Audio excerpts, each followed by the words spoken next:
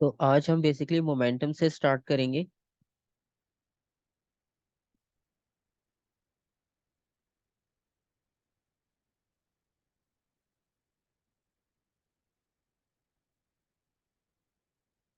अच्छा, मोमेंटम में बेसिकली जो बेसिक आइडिया है आपके पास, या आप इसको इस तरह से कंसिडर कर लो कि जो बेसिक डेफिनेशंस हम पहले से मोमेंटम में करते आए हैं, तो वो डेफिनेशंस आपको याद होगी। हम मोमेंटम के लिए सिंपल डेफिनेशन यूज करते थे, product of mass times velocity. Mass times velocity.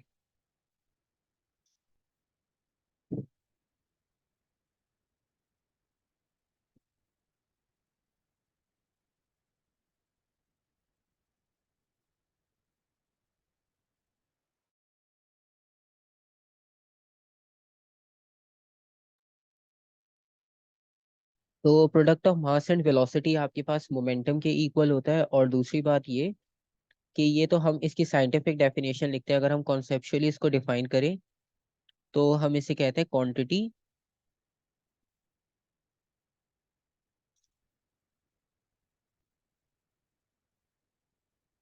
Of a matter, sorry, quantity of a motion in a body.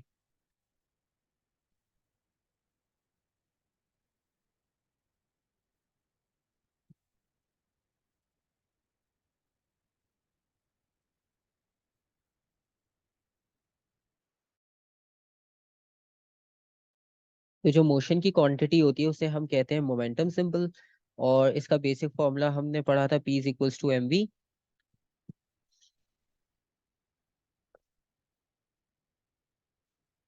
और इसका SI यूनिट आपके पास इक्वल होता है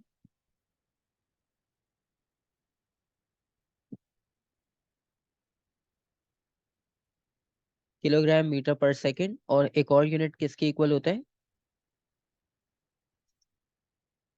न्यूटन सेकंड। न्यूटन सेकंड के। ठीक है। अच्छा, अब इसमें हमने बेसिक जो है ना, law of conservation of momentum और जो बेसिक मोमेंटम के आइडियाज थे वो तो हमने पहले भी किए थे। लेकिन इस बार जो हमने इसे डिस्कस करना है वो प्रॉपर डायरेक्शन के साथ इसे सॉल्व करना है। ठीक है।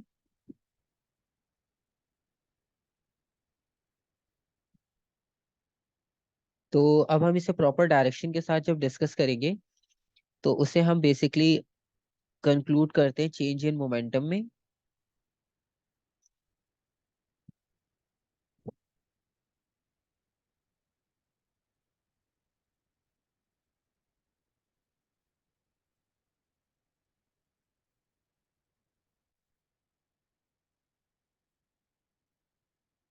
तो चेंज इन मोमेंटम में आपके पास दो तरह से चेंज आ सकता है। या तो आपकी बॉडी की स्पीड चेंज हो जाए,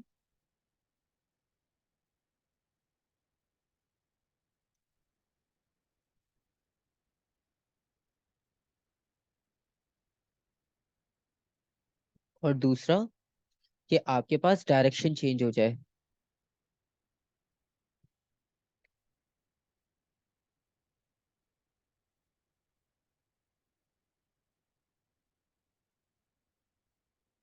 सही है? यहाँ तक कोई कंफ्यूजन?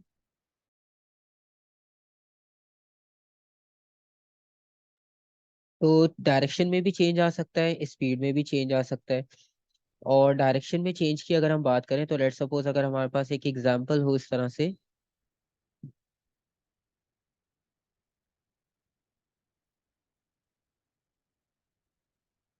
कि आपके पास बॉल हिट करती है ग्राउंड को आके,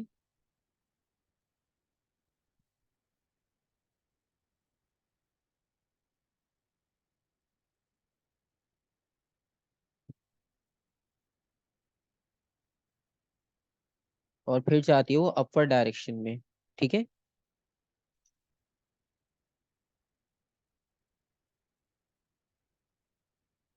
तो लेट्स सपोज अगर हम ये कंसिडर करते हैं कि जो बॉडी का मास है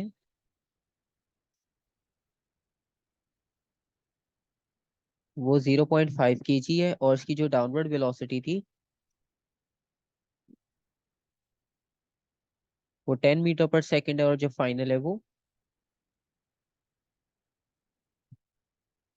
8 मीटर पर सेकेंड है। ठीक है, और हमने इसमें कैलकुलेट करना है चेंज इन मोमेंटम। तो चेंज इन मोमेंटम के लिए हमारे पास जो बेसिक आइडिया होगा, तो हम बेसिक आइडिया ये यूज कर सकते हैं कि चेंज इन मोमेंटम इक्वल होगा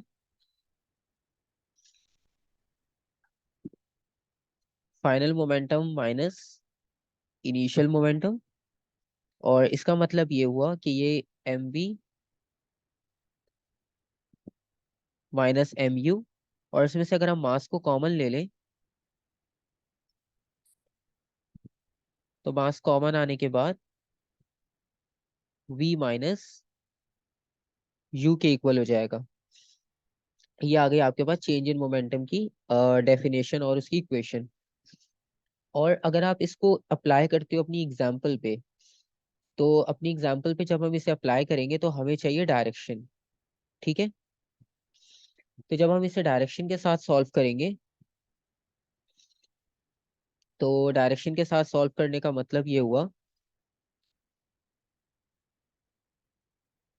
कि ये जो क्वेश्चन में आपके पास स्पीड की डायरेक्शंस होंगी, इन डायरेक्शंस को आप कैसे कंसिडर करोगे? पॉजिटिव कैसे कंसिडर करोगे, नेगेटिव कैसे कंसिडर करोगे? डाउनवर्ड्स पॉजिटिव और अपवर्ड्स नेगेटिव। ठीक है। अच्छा, वैसे ना वर्टिकल में कोई ऐसा प्रॉब्लम नहीं होता हमें। ठीक है, तो वर्टिकल में होता ही है आपके पास, क्योंकि जब हम प्रोजेक्टाइल कर रहे थे ना, अब हमें प्रोजेक्टाइल वाला कॉन्सेप्ट याद हो गया कि वर्टिकल में हम पॉजिटिव नेगेटिव देखते हैं, ऊपर डाउनवर्ड। लेकिन आपके पास दूसरी चीज यहाँ पर ये है कि जो हॉरिजॉन्टल होती हैं, जैसे बॉडीज कोलाइड कर रही है हॉरिजॉन्टल, तो हॉरिजॉन्टल में तो कोई ग्रेविटी का कॉन्सेप्ट नहीं आ रहा, क्योंकि जब वो हॉरिजॉन्टल है, तो हॉरिजॉन्टल तो एक ही लाइन में, तो उसमें तो अपर डाउनवर्ड का कोई रेफरेंस ही नहीं आएगा। ठीक है, तो इस वजह से आपके पास जरूरी नहीं होता कि इसमें आप डाउनवर्ड को पॉजिटिव लो, अपवर्ड को नेगेटिव लो। ठीक है, क्योंकि वो फ्री फॉल में है। फ्री फॉल करते हुए याद रखना। ठीक है, लेकिन जब आप इस तरह के नॉर्मल कॉन्सेप्ट कर रहे हो ना मोमेंटम से रिलेटेड, तो उसमें कोई ऐसी जरूरत नहीं है आपको कि आप एक डायरेक्शन को हमेशा पॉजिटिव ले रहे हो, दूसरे को हमेशा नेगेटिव ले रहे हो। इसमें आप अपनी मर्जी से कंसिडर कर सकते हो। वो कैसे? लेट सपोज आपने इसमें डाउनवर्ड वाली जो मोशन थी उसे कंसिडर कर लिया पॉजिटिव, ये वाली आपने स्पीड ले ली पॉजिटिव, ये वाली ले ली आपने नेगेटिव। जब हम इसे इक्वेट करेंगे इक्वेशन में, चेंज इन मोमेंटम इक्वल होगा 0.5, और फाइनल स्पीड आपके पास इक्वल होगी किसके? 8।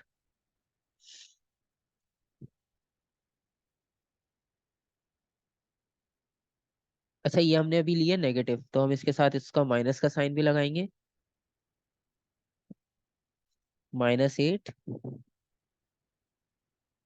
और -10।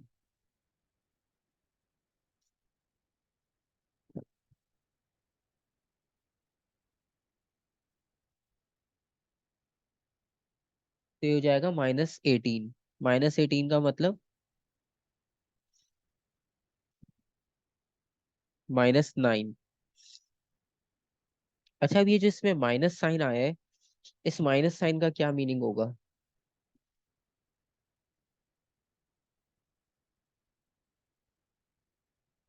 या अपवर्ड्स। बिल्कुल, अब इस माइनस साइन से हमें ये पता चल रहा है कि जो हमने माइनस साइड ली थी, वो माइनस साइड आपके पास ऊपर की तरफ है। ठीक है, अब जब वो ऊपर की तरफ है, तो बस वो नेगेटिव साइन आपको ये बता रहा है कि आपने जो साइड नेगेटिव चूज की थी, बॉल फाइनल उसी डायरेक्शन में मूव कर रही है। ठीक है, अगर आप इसे पॉजिटिव नेगेटिव साइन को चेंज कर लो, लेट सपोज आप इस स्पीड को पॉजिटिव कंसिडर कर लो और इसे नेगेटिव कंसिडर कर लो, अब आप दोबारा से वही सेम फॉर्मूला लगाओ।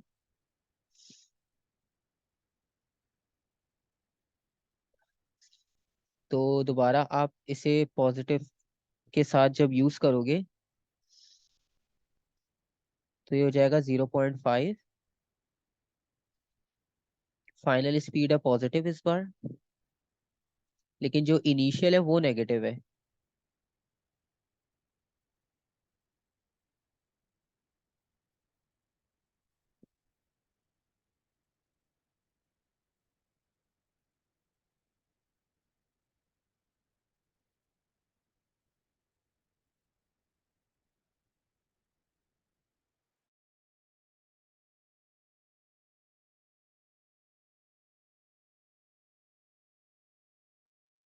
ठीक है, अब आप देखो दोनों में आंसर सेम आ रहे हैं, सिर्फ आपके पास साइन चेंज की वजह से आपको डायरेक्शन डिफरेंट मिल रही है। ठीक है,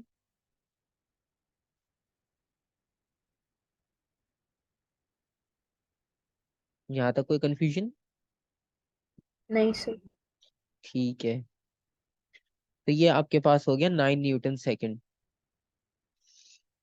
तो एक चीज तो हमें ये याद रखनी है कि डायरेक्शन से हमें कोई फर्क नहीं पड़ेगा, सिर्फ इतना फर्क पड़ेगा कि जो हम डायरेक्शन कंसिडर कर रहे हैं वो एक्यूरेट करें। ऐसा नहीं है कि मतलब बस कुछ भी रैंडम कभी भी कंसिडर कर लिया, उसकी एक लॉजिक होनी चाहिए। जैसे इसमें हमने एक पॉजिटिव लिया दूसरा नेगेटिव, तो हमें पता चल रहा है कि हम उसे फॉर्मूला में भी प्रॉपर यूज करें। ऐसे ही नहीं कि बस रैंडम कोई भी डायरेक्शन कहीं भी अप्लाई कर दी। और उसके बाद हम इसके नेक्स्ट कॉन्सेप्ट पे चलते हैं। अब नेक्स्ट कॉन्सेप्ट में आपको याद होगा बेसिक, आपने पढ़ा हुआ है law of conservation of momentum, उसमें तो आपको कोई कंफ्यूजन नहीं होगी। ठीक है, उसके अलावा फोर्स की अगर हम बात करें,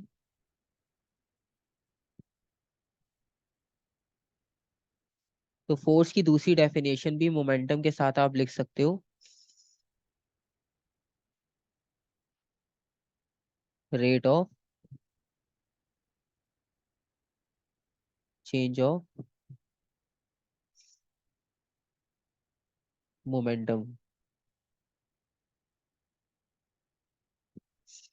तो rate of change of momentum जो होगा आपके पास, उसे भी हम फोर्स कहते हैं।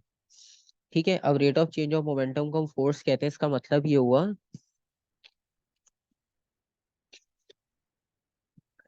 कि F इज इक्वल्स टू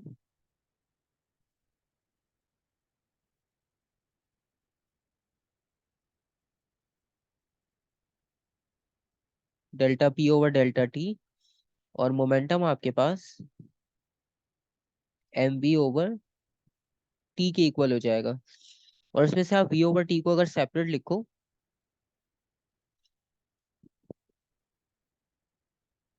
तो ये v ओवर टी आपको कौन सी क्वांटिटी रिप्रेजेंट कर रही है?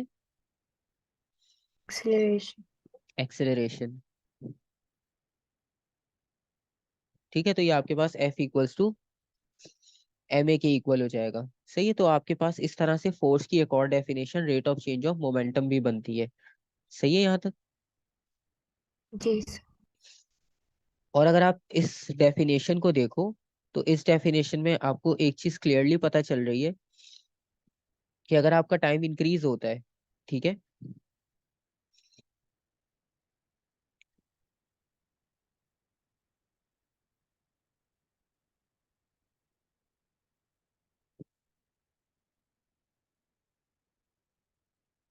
तो टाइम की वैल्यू ग्रेटर होने का मतलब ये हुआ कि फोर्स आपकी उतनी लेस होगी।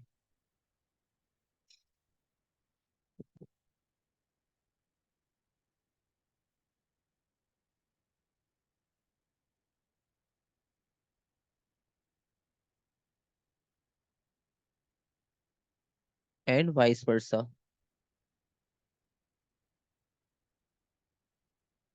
ठीक है, क्योंकि हमें देखते ही पता चल रहा है कि आपके पास फोर्स इनवर्सली है टाइम के, तो जितना आप शॉर्ट टाइम लोगे उतनी ग्रेटर आपकी फोर्स होगी। और मोमेंटम के डायरेक्टली प्रोपोर्शनल है वो, तो जितना मोमेंटम हाई होगा उतनी आपको, जितनी ज्यादा फोर्स लगाओगे उतना ग्रेटर आपको मोमेंटम मिल जाएगा। ठीक है,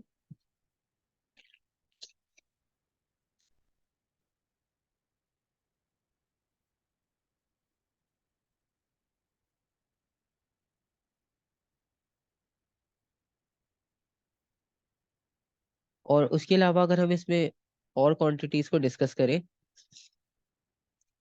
तो इसमें आपके पास कुछ क्वांटिटीज आती है, जैसे कि कोलिशन का कॉन्सेप्ट। और कोलिशन का ये है कि हमारे पास दो तरह के कोलिशंस होते हैं।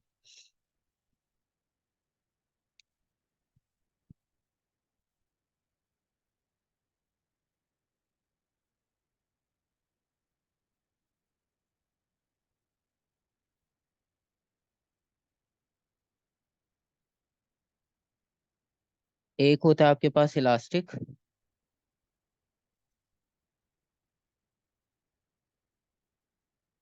और एक होता है इनइलास्टिक।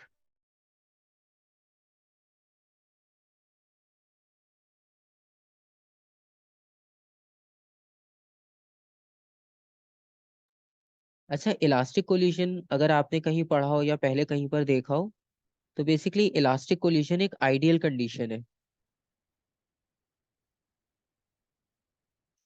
ये एक आइडियल कोलिशन होता है।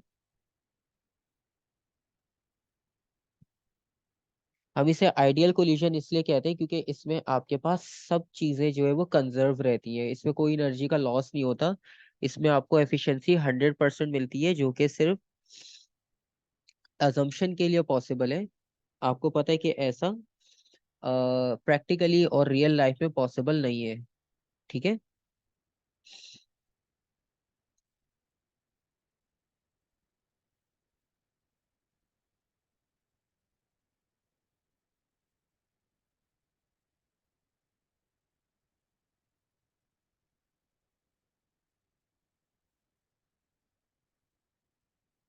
तो आपके पास एक तो ये आइडियल कंडीशन हो गई, और जो इनइलास्टिक है ये आपके पास रियल कंडीशन है।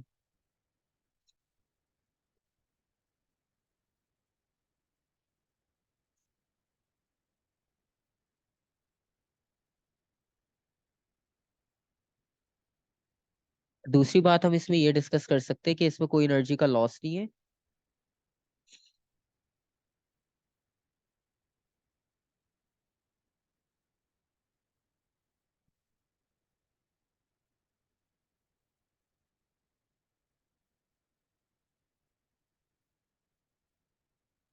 कोलिशन के वक्त। और दूसरा,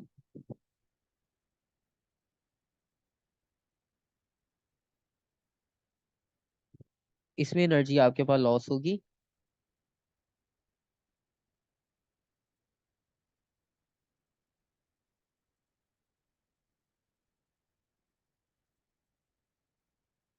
कोलिशन के बीच में। और उसमें आपको पता है कि एनर्जी की फॉर्म कौन सी होती है? Heat energy. क्योंकि हमारे पास नॉर्मली फ्रिक्शन की वजह से हीट एनर्जी बनती है, और हीट एनर्जी के बाद ही आपके पास ये एनर्जी लॉस का कॉन्सेप्ट आता है। और उसके अलावा जो हम क्वांटिटीज की बात कर रहे थे कि इसमें आपके पास कौन कौन सी क्वांटिटीज होंगी, उनमें से एक क्वांटिटी होगी मोमेंटम,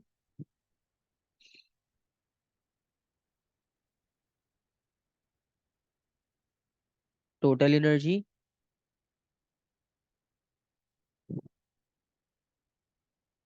और काइनेटिक एनर्जी। तो इसमें आपके पास जो मोमेंटम है वो भी कंजर्व रहेगा, टोटल एनर्जी भी कंजर्व रहेगी, काइनेटिक एनर्जी भी कंजर्व रहेगी। और अगर हम इसी को अप्लाई करें इन इलास्टिक कोलिशन में, तो इन इलास्टिक कोलिशन में मोमेंटम आपका जो है वो कंजर्व रहेगा, टोटल एनर्जी कंजर्व रहेगी, लेकिन जो काइनेटिक एनर्जी है वो कंजर्व नहीं रहेगी, क्योंकि काइनेटिक एनर्जी आपके पास होती है ड्यू टू मोशन।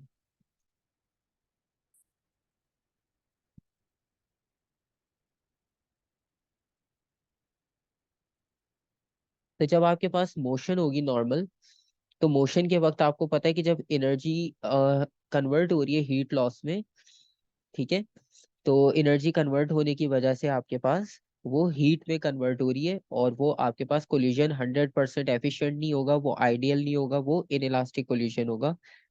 तो काइनेटिक एनर्जी कंजर्व नहीं रह पाएगी। हाँ, टोटल एनर्जी रह सकती है, क्योंकि टोटल एनर्जी का मतलब ये है कि उसमें हीट, काइनेटिक, पोटेंशियल, ग्रेविटेशनल सब कंबाइन कर देंगे। ठीक है।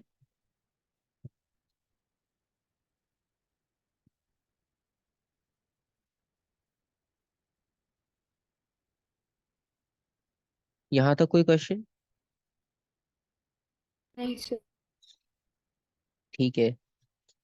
और बाकी चीजें ये है आपके पास कि अगर आपको याद हो law of conservation of momentum, तो law of conservation of momentum में हम ये करते थे कि टोटल काइनेटिक एनर्जी जो होगी, सॉरी, टोटल आपका जो मोमेंटम होगा बिफोर कोलिजन और आफ्टर कोलिजन, वो कंजर्व रहता है। ठीक है।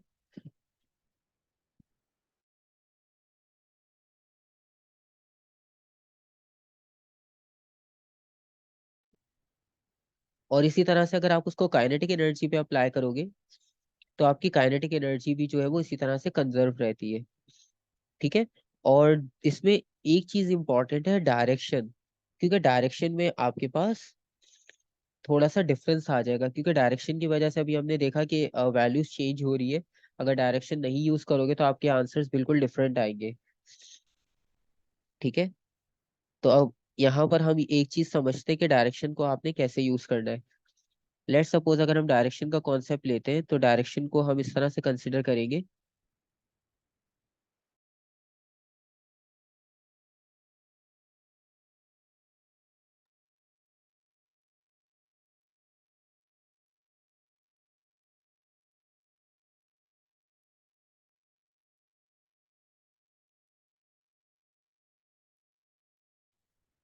कि अगर आपके पास बॉडीज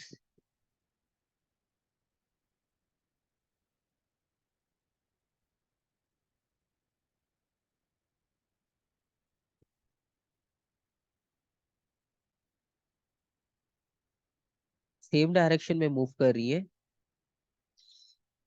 तो इसका मतलब ये हुआ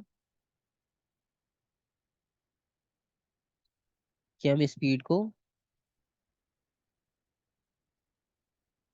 माइनस करेंगे। और अगर आपके पास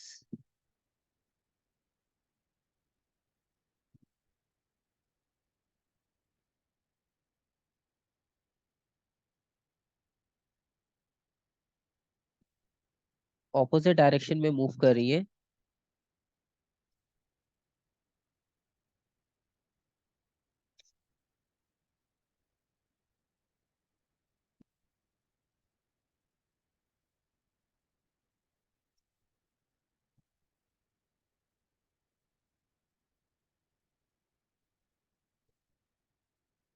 तो उस वक्त हम दोनों को ऐड कर लेंगे।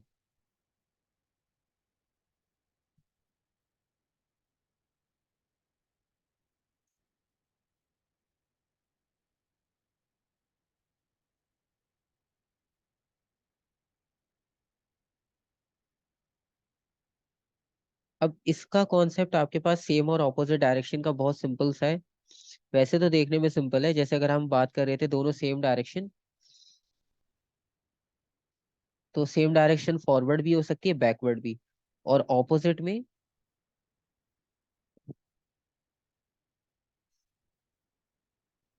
दोनों तरह से लेफ्ट राइट डायरेक्शन हो सकती है। ठीक है, यहाँ तक कोई कंफ्यूजन? नहीं सर। अब हम इसके कुछ बेसिक क्वेश्चंस कंसिडर कर लेते हैं, ताकि हमें ये आइडिया हो जाए कि ये जो डायरेक्शन का कॉन्सेप्ट है ये हमने सॉल्व कैसे करना है। और क्वेश्चंस आपके पास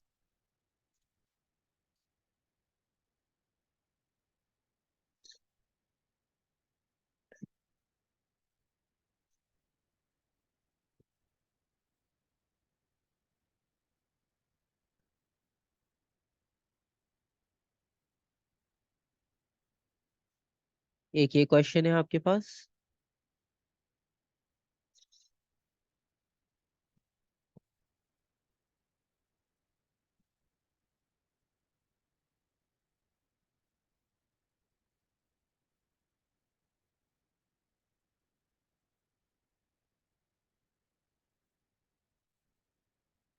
पहले क्वेश्चन आप देखो और अपना आइडिया बताओ कि आपको क्या लगता है कि क्या आंसर हो सकता है। फिर हम डिस्कस करते हैं इसकी फाइनल क्या हो सकती है possibility.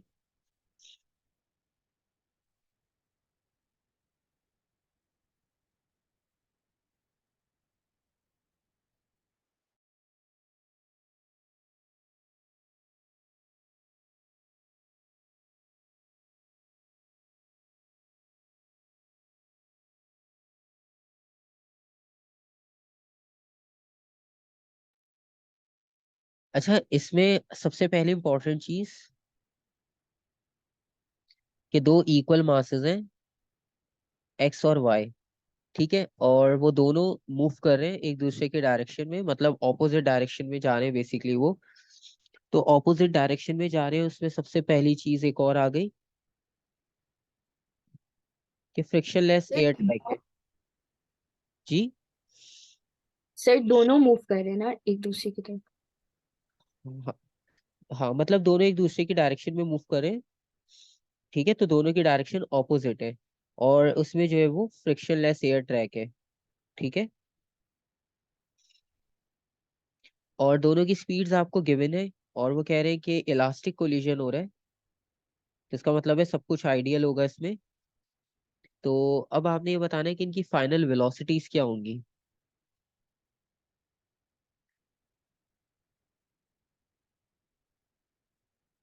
Sir 20 centimeter second minus to the left, C होगी। ही होगी, अच्छा, ठीक है, अभी देखते हैं कि आपके पास इसमें कौन सा पॉसिबल हो सकता है।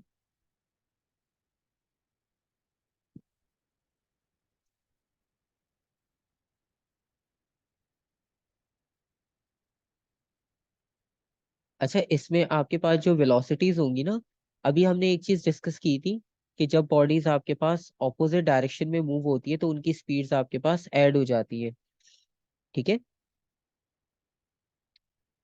तो ऐड हम इस तरह से करेंगे बेसिकली कि आपके पास जो इनकी, ओके, तो बेसिकली हम बात कर रहे थे उन उस क्वेश्चन की। अच्छा, इसमें सबसे पहली चीज तो ये हमने देखी कि आपके पास जो डायरेक्शन है वो ऑपोजिट है,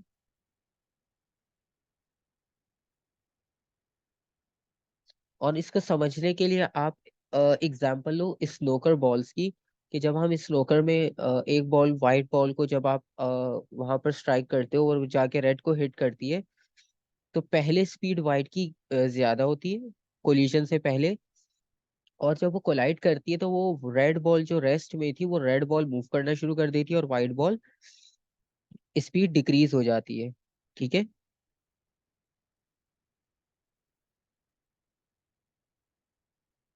ऐसे ही होता है, जी।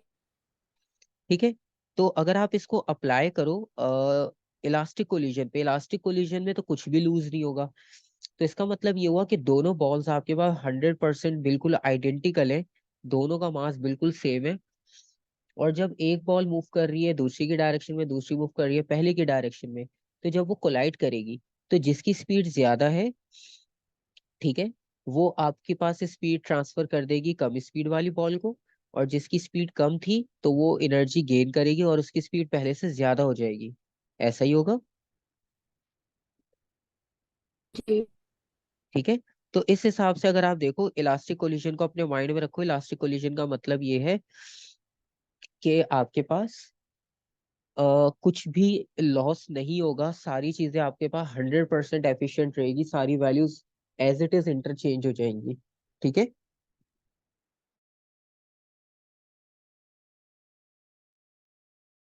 ओ, फिर डी होगा आंसर। ठीक है। तो बेसिकली इलास्टिक कोलिजन वैसे तो हमें समझ आ जाता है, लेकिन अप्लाई करने में ना थोड़ा सा कंफ्यूजन रहता है, क्योंकि इतनी सारी चीजें ना, तो कब कौन सी प्रॉपर्टी अप्लाई करनी है, तो इसलिए थोड़ा सा कंफ्यूजन रहता है इसमें। तो अब हमें इसमें समझ आ गई कि सारी वैल्यूज 100% एफिशिएंट है, तो वो सिंपल सिंपल इंटरचेंज हो जाएगी, तो ऑप्शन आपके पास इसमें हो जाएगा डी, ठीक है, सर दोनों, अगर इन इलास्टिक कोलिजन तो क्या माइनस लेंगे। जी, फिर आपके पास जो है वो वैल्यूज आपको टोटल कैलकुलेशन करनी पड़ेगी, इन इलास्टिक के भी इसमें केसेस आते हैं, वो भी हम देखेंगे, पहले हम बेसिक बेसिक सारा डिस्कस कर ले, फिर हम उसकी थोड़ी सी एडवांस एप्लीकेशंस भी देखेंगे, ठीक है।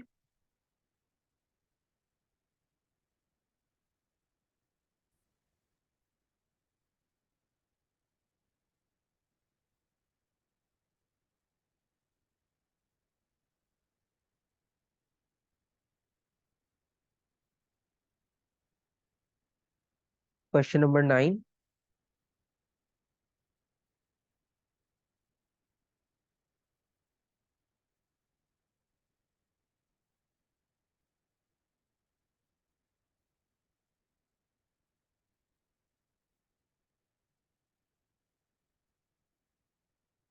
अच्छा, क्वेश्चन नंबर 9 में अगर आप देखो तो मास है 100 ग्राम, और टेनिस रैकेट से उसको आपने स्ट्राइक किया और वेलोसिटी जो बॉल की है वो जो चेंज हुई है वो उन्होंने आपको डायग्राम में शो कर दी। ठीक है।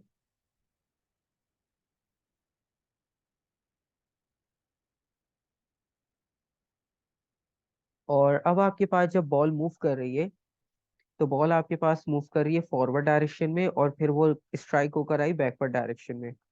आपने कैलकुलेट करना है चेंज इन मोमेंटम। तो चेंज इन मोमेंटम आप कैसे कैलकुलेट करोगे? 100 ग्राम्स को केजी में करेंगे पहले। ठीक और है। फिर अगर हम राइट को एज पॉजिटिव ले रहे हैं तो फिर 20 माइनस, फिर ब्रैकेट में -30 करके आंसर 5 आ। बिल्कुल।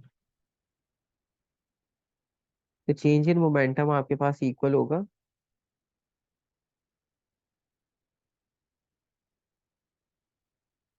100/1000।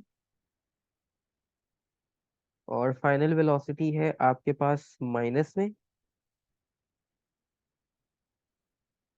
इनिशियल थी आपकी प्लस।